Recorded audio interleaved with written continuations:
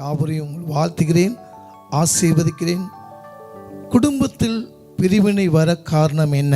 சமாதானம் பெறுவது எப்படி? ஏன் ஒரு குடும்பத்தில் பிரிவினை வருது? அது எப்படி சமாதானம் பண்ணது பார்க்க போறோம். ஆதியாம் 2ஆம் அதிகாரம் 18 வசனங்களை வாசிப்போம். பின்பு தேவனாகிய கர்த்தர், மனுஷன் தனிமையாய் இருப்பது நல்லதல்ல, ஏற்ற துணையை அவனுக்கு உண்டாக்குவேன் என்றார். ஆதாம் ஏவாள் ஏதேன் தோட்டத்தில் பண்படுத்தி காவல் பார்க்க வைத்தார். முதல் குடும்பத்தை ஆசீர்வதித்தார். அதே தன் குமாரனாக இயேசு கிறிஸ்து இந்த பூமியில் வரும்போது இயேசு கிறிஸ்து செய்த முதல் அற்புதம், தன் தகப்பன் போலவே பிதாவுடைய சித்தப்படியாகவே காண ஒரு கல்யாணத்தில், ஒரு திருமண காரியத்தில் திராட்சை ரசம் குறைந்து போய் வேதனையாக இருக்கும் போது அப்போ இயேசு அந்த திராட்சை ரசத்தை மதுரமாய் மாற்றி கொடுத்தார். தேவன் அந்த பூமியில் தனிமை இருப்பனால கர்த்தர் ஏற்ற துணை உண்டாக்கின கர்த்தர் ஒரு கணவன் கையில தான் ஒரு குடும்பத்தை கொடுக்கிறார். ஆதாம் தனிமையில இருக்கும் போது, குளிர்ச்சியான வேலை வரும்போது, எல்லா மிருகங்களும் ஜோடு ஜோடா போகும்போது, ஆதாம் தனிமையிலே இருக்கும் போது அவனை உறங்க வைத்து அவன் விழாவில் எடுக்கப்பட்டதான் ஏவாள் மனைவி. சங்கீதம் 128 1 வாசிப்போம். கர்த்தருக்கு பயந்து அவர் வழிகளில் நடக்கிறவன் எவனோ அவன் பாக்கியவான். கணவனுக்கு கொடுக்கப்பட்ட முதல் காரியம், தன் மனைவியில் பிள்ளைகளை நேசிக்கப்பட வேண்டும். அதிகாலை என்னை தேடுகிறவன் என்னை கண்டடைவான், காலைதோறும் என் கிருபை புதிதாக்கும்படியாக. யார் தன் குடும்பத்தை நடத்துவார் என்றால், நம்ம ஆதியிலே பார்த்தோம்ல, ஆதாம் கையில் ஏவாளை ஒப்பு கொடுக்கிறார். அப்ப பெண்கள் யானவள் ஒரு பலவீனமான பாண்டம்.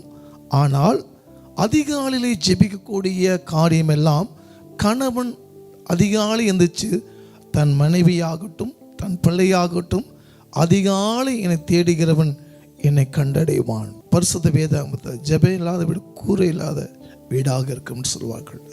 ஜெபமே ஜெயம். உபாகமம் 6ஆம் அதிகாரம் 6-9 வசனங்களை வாசிப்போம். இன்று நான் உனக்கு கட்டளையிடுகிற இந்த வார்த்தைகள் உன் இருதயத்தில் இருக்க கடவது. நீ அவைகளை உன் பிள்ளைகளுக்கு கருத்தாய் போதித்து, நீ உன் வீட்டில் உட்கார்ந்திருக்கிற போதும், வழியில் நடக்கிற போதும், படுத்து கொள்ளுகிற போதும், எழுந்திருக்கிற போதும் அவைகளை குறித்து பேசி, அவைகளை உன் கையின் மேல் அடையாளமாக கட்டிக்கொள்வாயாக. அவைகள் உன் கண்களுக்கு நடுவே ஞாபக குறியாய் இருக்க கடவது. அவைகளை உன் வீட்டு நிலைக்கால்களிலும் உன் வாசல்களிலும் எழுதுவாயாக. கிறிஸ்து இயேசு எப்படி ஆலயத்துக்கு தலையோ, அதே போல கணவன் குடும்பத்துக்கு தலைவா இருக்க வேண்டும், மனைவி சரீரமாக இருக்கப்பட வேண்டும். அப்போ பிள்ளைகளை எப்படி வளர்க்கப்பட வேண்டும் என்றால், அதிகாலையிலே எந்திரிச்சு ஜெபிக்கிற பிள்ளைகளாக மனைவி மட்டுமில்ல உன் பிள்ளைகளுக்கு கொண்டு வர்றது கணவனுடைய கடமை. யார் அதிகாலையில் அதிக ஜெபித்தாங்கன்னா, யோபு பக்தன். யோபு 1:5 சொல்லுவார், அதிகாலையிலே தன் பிள்ளைகளை இலக்கணத்தை சொல்லி அதிகாலையிலே ஜெபித்த யோபு. இன்னைக்கு யாருக்கு இவ்வளவு பெரிய காரியத்தை கர்த்தர் கொடுத்துருக்கிறார்னா, கணவன். போதகன் எப்படி தன்னுடைய போதகத்தை பண்ணி தன் விசுவாசிகிட்ட பகிர்ந்து கொள்கிறாரோ, அதே போல கணவன் ஆனவன் தன் மனைவியாகட்டும் தன் பிள்ளைகளாகட்டும் போதிக்க ஒரு போதகனை போல நடக்கப்பட வேண்டும், அன்பால நடத்தப்பட வேண்டும். அதுதான் பரிசுத்தமான குடும்பம். இந்த ஈவு யாரால் உண்டதுனால் திருமணம் கர்த்தரால் உண்ட ஈவுன்னு நாங்கள் பார்க்குறோம். அப்போ நம்மளுக்குள்ள என்ன பண்ணுவோம், கசப்பு, வெறுப்பு, பாவம், சாபம் எதையுமே இருக்கா. ஜெபிக்க ஜெபிக்க பார்த்தீங்கன்னா அந்த சுவாபங்கள்லாம் நம்ம மாறிவிடும். பிள்ளைகள் தவறான காரியத்தை போவதும் முடியாது.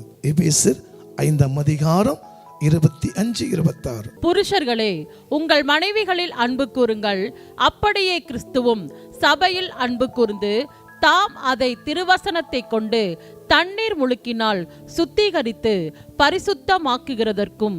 உங்க மனைவி தேவனால் கொடுத்த ஈவு. ஒரு கணவனுக்கு பணியாற்றக்கூடிய வேலைக்காரி இல்லை. நீங்களும் கணவனானவர் தன் மனைவியை நேசிக்கப்பட வேண்டும், பெற்ற பிள்ளைகளையும் நடத்தப்பட வேண்டும். அப்படி அதிகாலை ஜெபிக்கும் போது மனைவியானவளோ பிள்ளைகளானவளோ தவறான பாதையிலே போவதற்கு எந்த வாய்ப்பும் இல்லை. பரிசுத்த வேதாகமத்தில் கோபம் கொண்டாலும் பாவம் செய்யாதிருங்கள், சூரியன் அஸ்தமிக்கும் கோபத்தை தணிக்க கடவுது. கணவன் மனைவி காலையில் நீங்கள் சண்டை போட்டாலும் இரவு நேரத்தில் ஜெபிக்கும் போது கணவன் மனைவி ஒப்புருவாக வேண்டும். சூரியன் அஸ்தமிக்கிறதுக்கு முன்பாகவே பிள்ளைகளோட சேர்ந்து ஒப்புருவாகி தான் குடும்ப ஜெபத்தை இரவு நேரத்தை பண்ணப்பட வேண்டும். இப்போ கணவனை பார்த்தோம், பிள்ளைகளை பார்த்தோம். மனைவியானவள் எபேசியர் 5:22 வாசிங்க. மனைவிகளே, கர்த்தருக்கு கீழ்ப்படுகிறது போல உங்கள் சொந்த புருஷருக்கு கீழ்ப்படியுங்கள். கர்த்தருக்கும் கீழ்ப்படியணும், உங்க சொந்த புருஷனுக்கும் கீழ்ப்படிந்து பிள்ளைகளை நல் ஒழுக்கத்தில் வளர்க்கப்பட வேண்டும். ஆணுக்கு அழகு எதுங்களா? அவன் சம்பாதிப்பது.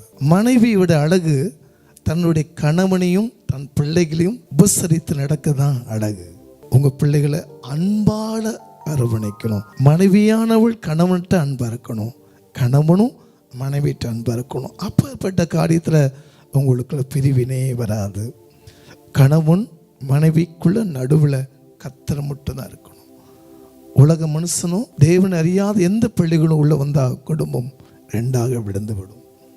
இதை பார்த்து கொண்டு கர்த்தர் தேவச்சனமே, பிள்ளைகளும் பெற்றோர் கனப்படுத்தணும். தகப்பன் தாய்மாரும் சொந்த பிள்ளைகளை அன்பால கொண்டு வரும், சந்தேகப்படக்கூடாது. இதில் ஒரு காரியம், நீங்கள் கோபம் கொண்டாலும் பாவம் செய்யாதீர்கள், சூரியன் அஸ்தமிக்கு முன் கோபத்தை தணிக்க கடவுது. இரவில் ஒரு மனைவியா பரிசுத்த வேதாகமத்தை சொல்லுகிறது, பெண்கள் ஒரு பலவீனமான பாண்டம். ஏன்னா 21 வருஷம் 22 வருஷமா அவங்க கட்டி காத்து நான் வரக்கூடிய கணவன் எப்படி அம்மா அப்பா கடை கூட போகாமல் எடுப்பாங்க.